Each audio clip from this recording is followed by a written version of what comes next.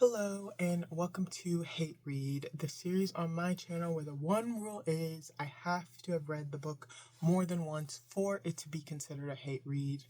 And today I will be talking about A Court of Wings and Ruin as well as A Court of Frost and Starlight.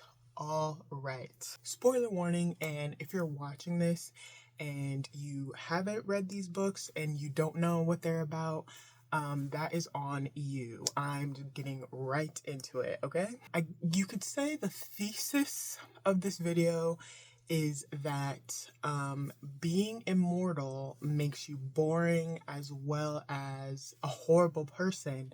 And I'm posing the question of, is history doomed to repeat? So when you think about it, normally villains in a story are either the ones who are immortal, trying to maintain their immortality, or they're striving for immortality. There are very few stories I can think of where the good guys are also immortal. When you think about it, once you live forever and you know you're gonna live forever, the stakes are pretty much gone in getting something out of life. If you've seen The Good Place and you've finished The Good Place, you know what I'm talking about with how that show ends. And with these characters in particular, I'm like, did they learn nothing from like their super long existence? In that on page 695, Reese says, quote, "Let's not do this again for another 500 years. Let's not have a war like this for another 500 years. How about never again?" With the fact that history is repeating as I'm speaking right now, is history doomed to repeat? I feel like with a lot of fantasy finales, especially I guess the ones I've been reading, they always end up in some kind of big battle and a big war or something, big conflict where a lot of people die.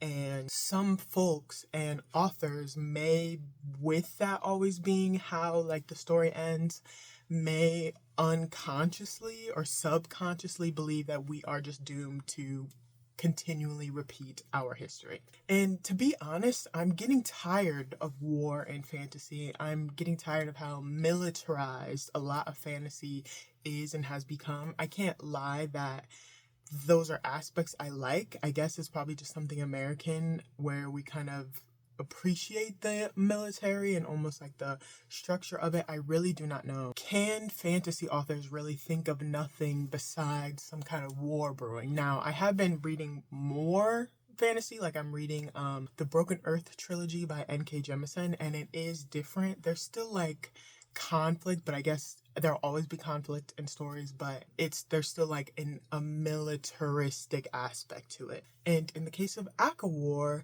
it is a literal repeat of the war that happened 500 years ago, where Reese and all them themselves fought in it. So they're literally fighting in an incredibly similar war to one they fought 500 years ago. Despite this book being the finale of this trilogy, it really was underwhelming at best.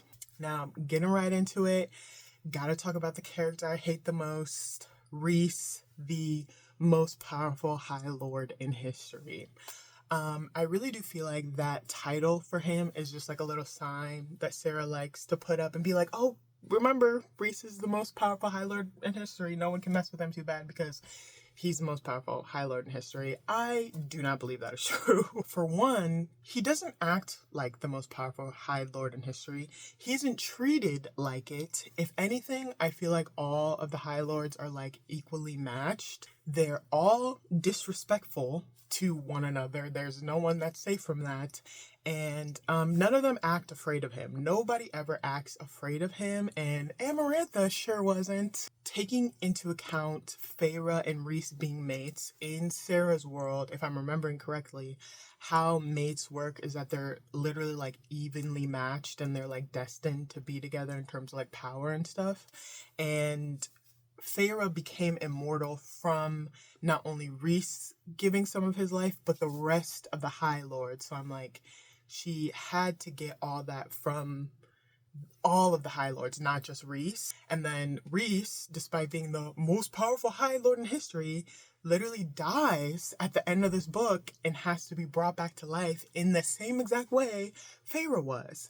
And I don't know if Feyre gives him life too. I honestly couldn't remember, but it's the same thing. And it's like, oh my gosh, look, the most powerful High Lord in history is dead on the ground.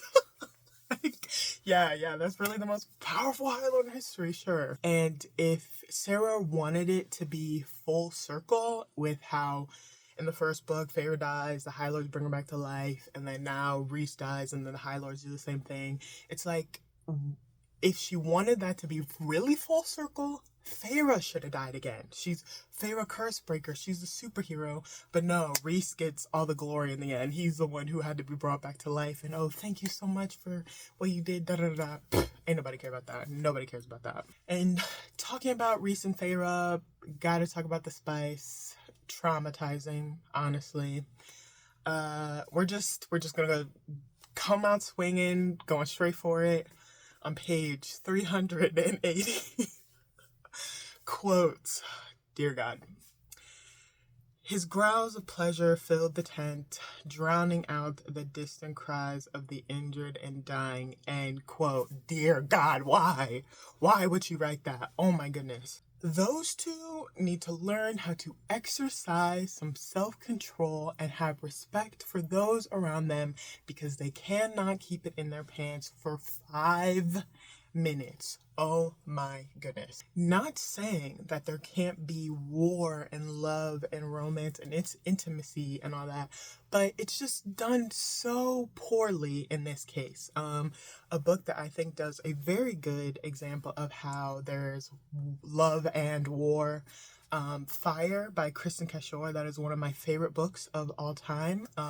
It does end in a conflict. It ends in a battle and a war. And 2 of the main characters do end up being intimate, honestly, for the first time during that period, but there's never a reference to anybody else during those scenes, let alone as the act is happening, having to point out what is happening around them. It's made very clear through the rest of the story what is happening, but in that moment, it really is just those 2 characters. So I really don't understand why that detail had to be put there. And then another weird aspect to the spice that I generally don't know if Sarah realized she does this or if it's just like this weird thing she likes. I don't know. So in this book is when we meet Quoth, I think that's how you say her name, the like head librarian. And due to her description, she's described to have very gnarled hands, and she's mute because she had her tongue cut out by the same man that broke her fingers and cut her tongue out so she wouldn't be able to tell anyone who abused her in that way. And it's this horrifying backstory and this horrifying thing to happen to this character. And not 5 minutes after we have been introduced to her and learned her story, Reese and Feyre are flirting, as you do, and Reese is like, oh, if you're feeling a little pent up, I can take you in the stacks and blow your back out in this safe haven library for victims of sexual violence. But anyway, the juxtaposition of hearing a story like that and then having these characters pretty heavily, suggestively flirt and make insinuations is very uncomfortable. Not saying that there can't be this incredibly suggestive flirting and have it be everyone be super horny, da da da, all that stuff, who cares? But to have these things happen right after learning a story about someone's incredibly violent sexual assault, and with the BJ saying how the detail of the injured and dying in the background, drowning out the sounds of the injured and dying. Why is that something that needs to be specified? Why is that something that needs to be detailed? Like, it's just weird. It's weird and I hate it. I hate it. Something else I hate is how Sarah J. Maas is considered, or used to be, I honestly don't know at this point, but when I was like in the fandom, she was always hailed as this like feminist author. Yeah, I remember when A Court of Mist and Fury came out and people were like, oh, she writes PTSD so well, da da da da. No, she doesn't. And she's nothing of the sort. She's nothing even close to being this hailed feminist author, especially when you take into account the experiences and the hardships that her female characters face and are put through. Why would you want to create a world where women are objectively more oppressed and discriminated against than in the real world? Feyre is the first High Lady in the history of Prithrin, in the history of these immortal beings, and everybody is like freaking out. They're like, what? A female? A High Lady? What? And you would think it would feel like satisfying, but no, it's like she's the High Lady, and it's like almost like she has more of a fight despite this new elevated position she has. Feyre is just as powerful, if not more powerful than Reese, but during the war, during the fighting, her Nesta can't fight, obviously. Elaine can't fight, but Amryn doesn't fight. I think Mor jumps in, but it's like they're all just sitting on the sidelines watching. It's like Feyre at least could have fought. And when you take into account Quoth's backstory, when you take into account how the Illyrians treat women, Morrigan's backstory even is really hard. There is a lot of value and something to get out of stories where women face hardships and they overcome them. There's a lot of values in stories like that.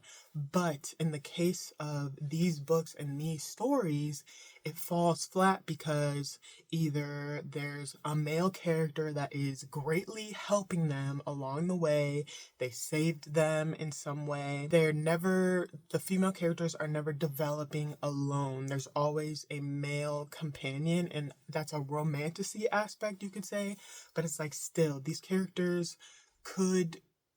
female characters could be doing these things on their own, but due to the writing choices, they are not. Therefore, the message that is trying to be pushed really does fall flat because with how it's done, it just more seems like Sarah likes for her female characters to suffer instead of them actively overcoming these hardships, because they overcome it and then there's even more BS and there's even more mistreatment, and it's like, what is the point? And it's especially when the males don't do anything in defense. They just like kind of sit there and let them take it. It's like, how about we like help them out a little bit more, you know? But no, I really do think Sarah might just like female characters to suffer. And getting a little more detailed into that, I want to talk about Morrigan as a character who is absolutely dogged in this book, okay? I forgot it until I was working on this video, but the inner circle is ranked Reese as the High Lord, Amryn as the second, then Mor is his third, and then there's, I think it's probably Azrael, and then Cassian. So Morrigan is the third person in charge of this court, and Reese goes behind her back and collaborates with Lucian's older brother. I do not remember what his name is. I don't care to remember what his name is. But the guy who left Mor for dead, and with that choice, he completely hurts her. He completely blindsides her. She feels so betrayed. And then the conversation where she ends up coming out to Feyre about how she prefers females. And it's a further example of how women lack rights in this world, or just the lack of rights people have in this world, i.e. queer folks are not safe. Queer folks do not feel comfortable enough to be visible. And Valeris is supposed to be this safe haven, right? The court of dreams.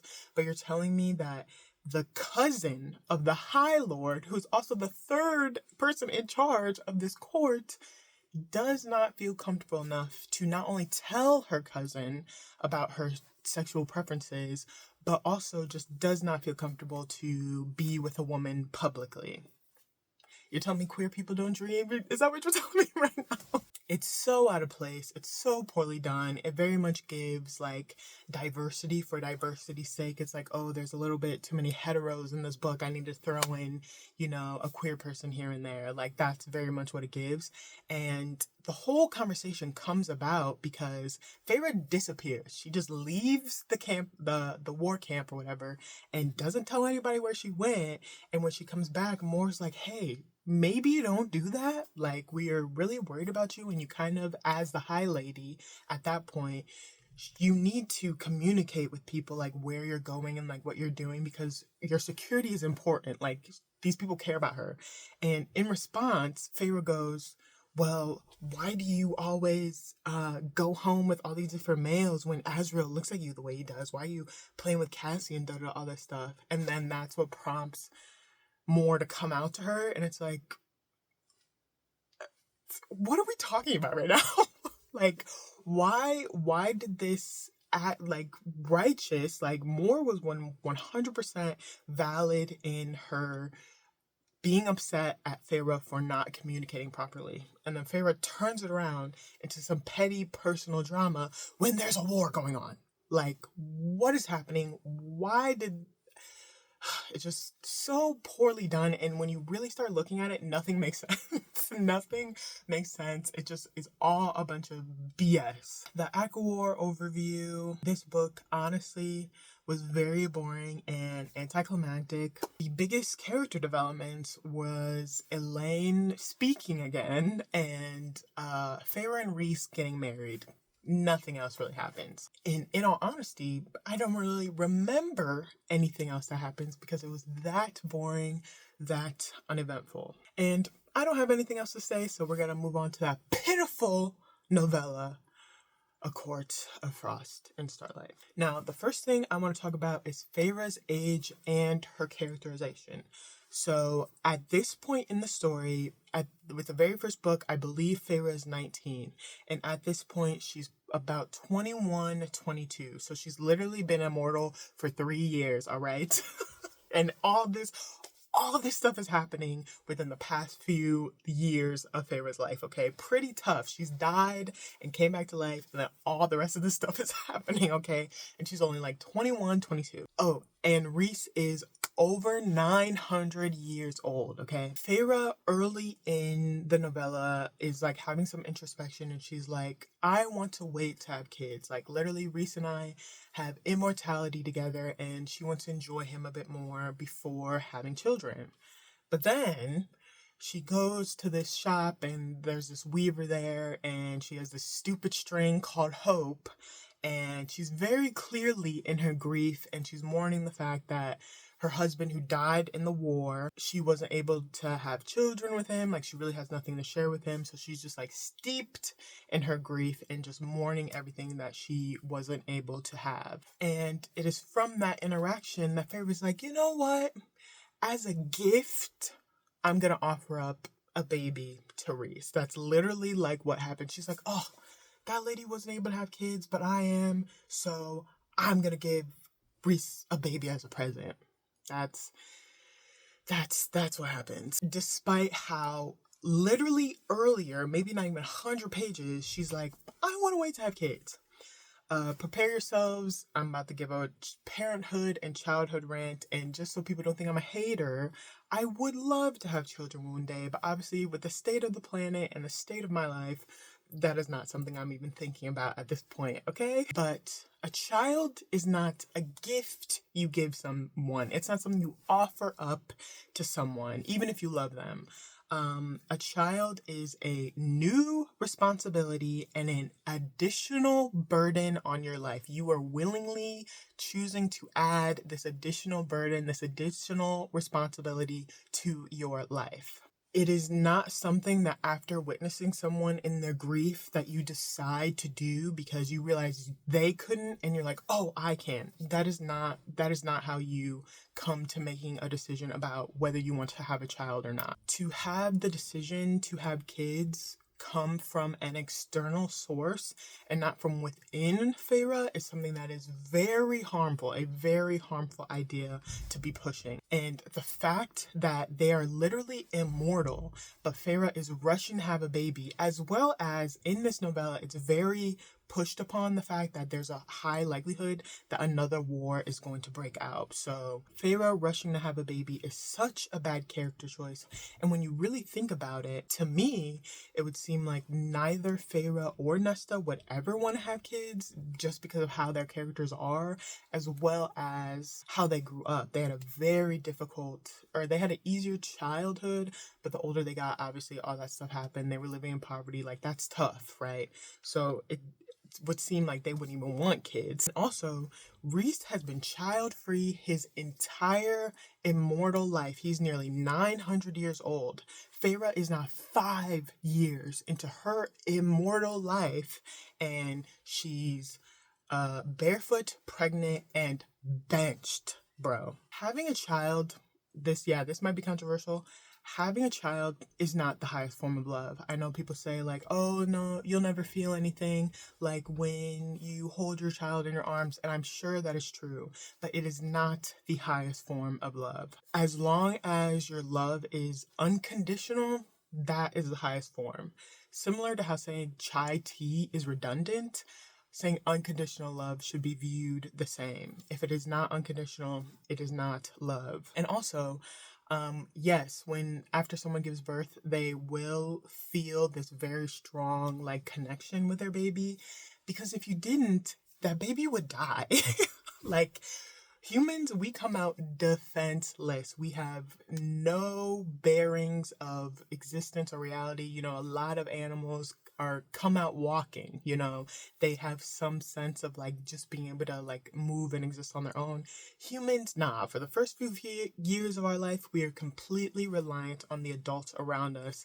Therefore, the human body, and it being an incredibly smart thing, it low-key tricks humans into making sure they take care of their children, as well as wanting more. Like, despite this very difficult thing people who give birth go through, like, they'll more likely than not want to do it again. And especially since the body has done it once before, it'll want to do it again. That was a little bit of a nerdy tangent, but yes, like, you're literally almost like drugged by your body into not only loving your child but wanting to have more. But these books really are bottom of the barrel propaganda. There was a YouTube video, I haven't watched it, but I'm sure if you're on BookTube you've seen it, of how like a lot of these popular books are propaganda in the worst way, and they really are. But in conclusion, these books suck. I have read A Court of Frost and Starlight before, but I have to say, in the making of this video, I couldn't do it. I had to literally just read chapter recaps because I couldn't do it. I couldn't. It was just too painful to read. And I did read ACOWAR though. I reread it for this video, and that was even more painful. These books are not memorable. They're uninspired, and despite ACOWAR being the finale, nothing really happens. It is one of the most underwhelming trilogies I've read in my entire life. And next, I am going to be talking about A Court of Silver Flames, and that video should be out if you're watching this right now. So if you want to check it out, you can. But have you read A Court of Wings and Ruin or A Court in Frost and Starlight? Do you hate it as much as I do? Do you actually really like these books? Let me know. We can argue in the comments if you want to. You're not going to change my mind, and I'm probably not going to change yours, but we can argue if you want. But if you want to see more of me and hear how good of a singer I am, you can check out my music channel and original music, all under the name of Shy Fighter. Like if you want to like, subscribe if you want to subscribe, comment if you want to comment. I don't know. Do whatever you would like to do. Thank you so much again for watching, and I will see you when I see you. Farewell.